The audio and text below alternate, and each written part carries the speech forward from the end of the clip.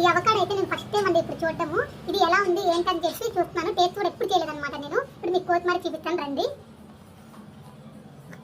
మనము ఇన్స్టాగ్రామ్ లో ఇలాంటి దాంట్లో చూస్తాం కదా, దాంట్లో వేరేలా చేస్తారు కదా,